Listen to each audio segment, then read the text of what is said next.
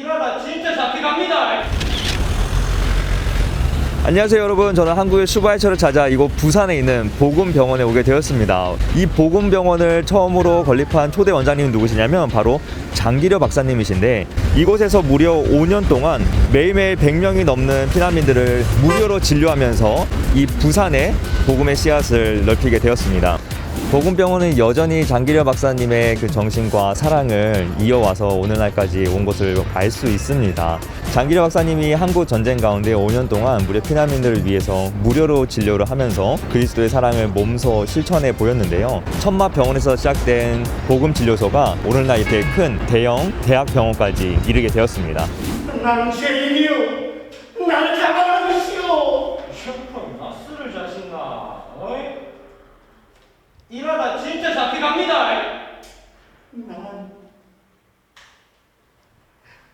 난 사람을 죽였어. 진짜 콩만 먹고 싶어. 난 먹이실까? 환자가 사망하는 관계로 그만. 혹시 그 무료병원 박사님이요? 저를 그 장기려 박사님과 관련된 이 예술 작품을 하신다고 하셔가지고 어떤 생각과 어떤 의도와 또 어떤 마음을 가지고 이런 작품을 하게 되는지 좀 굉장히 궁금해서 찾아왔어요. 이 시대에 과학을 하시는 분이 너무 비현실적인 얘기 아닌가 해서 궁금해서 찾아보기 시작했어요. 그래서 찾다가 보니까 부산의 시민들이 살고 있는 생활과 아주 직접적인 일들을 너무 많이 하셨어요. 현대 21세기 부산, 대한민국의 어떤 토대를 만드신 분이기도 하시겠다. 장기려 박사님 그런 마음을 가지게 된 혹시 어떤 목적이나 의도나 그런 걸 좀 이렇게 연구하시면서 아셨던 것도 좀 있으신가요?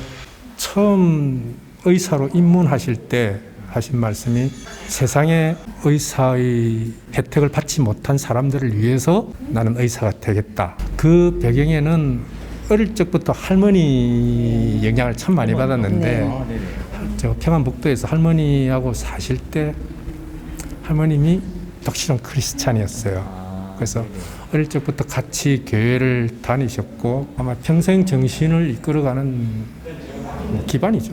묘비에도 네. 네네. 이렇게 새겨져 평생 주님만을 섬기다. 그분이 말씀하셨던 많은 언어가 있는데 어쨌든 모토는 참 사랑이었어요. 사랑. 이번에 연출하시는 이 작품 중에 포인트를 하나 잡아주신다면? 저로서 접근하는 생명이라는 거예요. 무엇인가. 우리 워낙 지금 조그마한 바이러스에 제어를 너무 많이 당하고 있기 때문에 생명이라는 것이 무엇이길래, 그리고 그 생명의 토대인 가족이라는 것이 어떻게 이루어지며 유지되어 가는 것인지. 어쨌든 한반도가 그로 인해서 이분의 가족은 갈라졌으니까 이산가족을 만나게 해준다고 하는 장면이 있어요. 본인이 거절하죠. 모두가 다 만날 수 있을 때 네네. 본인은 만나겠다고. 내가 지금 당장 가족을 만나게 된다면 네네.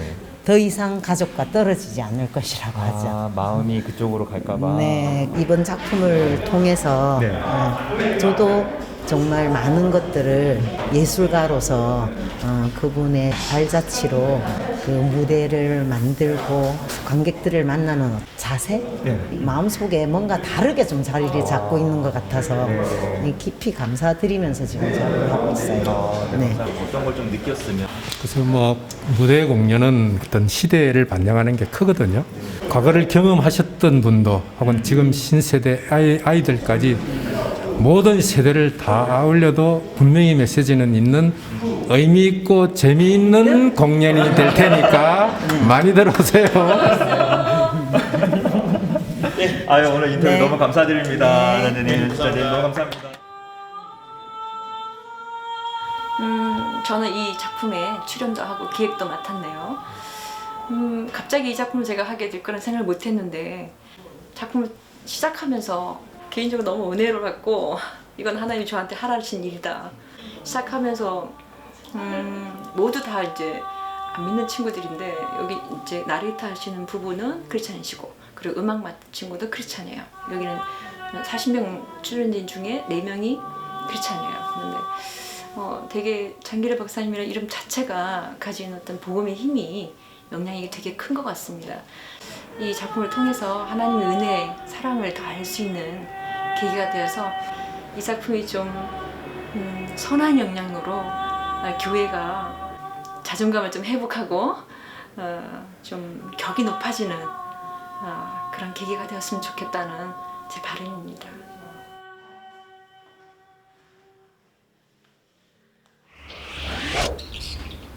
저는 지금 부산 송도에 있는 장기려 박사님의 기념관에 와 있습니다. 함께 들어가시죠. 장기려 기념 더 나눔 메모리얼 홀, 기념관 이름인 것 같아요. 더 나눔. 여기 장기려 박사님의 이 모습을 이렇게 쫙 그림을 놨는데 제가 좀 더 키가 큰가요? 비슷한가요? 제가 더 작아요? 장기려 박사님이 저보다 크신 더 일단 이런 굉장히 핸섬하시고 굉장히 이제 품위 있게 보이십니다. 와, 여기 장기려 박사님. 우리 아까 말씀드렸지 한국의 슈바이처라고 여기 보니까 최고의 의학자면서 가난한 이웃에게 봉사한 참 의사였다. 그러니까 참 의사였다고 강조를 하는 거 볼 수 있습니다. 이 슈바이처 박사님이 한국 전쟁으로 가족을 평양에 남겨둔 채 이 아들만 한 명 데리고 부산으로 오거든요. 부산에 오고 나서 보건병원 천막에서 무료 진료소를 설치해서 이렇게 수많은 가난한 사람들을 위해서 의술을 베푼 것을 우리가 알 수 있습니다. 여기를 보면은 장기려 박사님은 당대 최고의 외과 의사라고 소문이 아주 자자합니다. 대한민국 최초로 간 절제술 완치를 시키고 간 외과학의 실질적인 창시자로서 알려지게 됩니다. 그러니까 이 단순히 마음만 따뜻하신 분이 아니라 실력도 정말 뛰어나신 의사 선생님인 걸 우리가 알 수 있습니다. 아니 아직도 장기려 박사님이 만드신 이 수술법이 외과의들에겐 수술의 기본이자 교과서로 통한다고 하고요. 그리고 이날을 심지어 간의 날로 제정을 해서 지금까지도 계속 기념을 하고 있다고 합니다. 이 장기려 박사님이 실력도 뛰어날 뿐만 아니라 이 진료하는 거에 있어서도 아마 시간이 빠듯할 정도로 바쁘셨을 것 같은데 아니 여길 또 보니까요. 고신대학교, 서울대학교, 부산대학교, 가톨릭의대대학교, 의인제대학교, 부산간호전문학교 등등에서 교수직을 수락하면서 많은 후학도들을 길러냈다고 합니다. 그러니까 사랑왕, 실력왕, 체력왕까지 정말 못 갖춘 게 없을 정도로 모든 것을 다 갖춘 장기려 박사님의 모습을 좀 저희가 살펴볼 수 있을 것 같아요.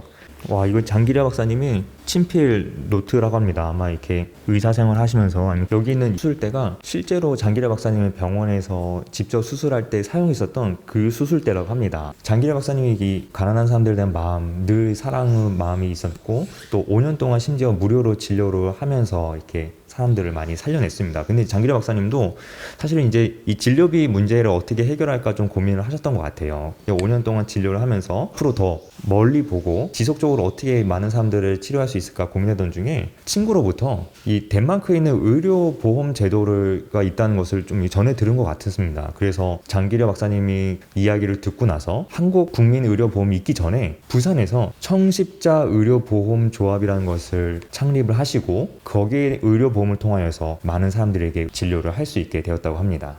여기 보니까요 상장과 메달이 있는데 이게 뭐냐면 동양의 노벨상이라고 부르는 라몬 막사이사이상이라는 상을 1979년도에 장기려 박사님이 받았다고 합니다. 장기려 박사님이 이 상을 받고 말씀하신 소감문이 더 마음에 울림을 주는 것 같아요. 그 동기가 좋고 방법이 정당하면 그 결과에 대해서는 묻지 않고 실천하려고 노력하며 살아온 것 뿐입니다. 그렇게 하면 그 결과는 하나님께서 뜻대로 이루어 주시는 것을 경험하였습니다 라고 고백을 하면서요. 그때 받은 상금 $20,000를 청십자 의료보험조합에 기부하고 실무진에게 모든 영광을 돌렸다고 합니다.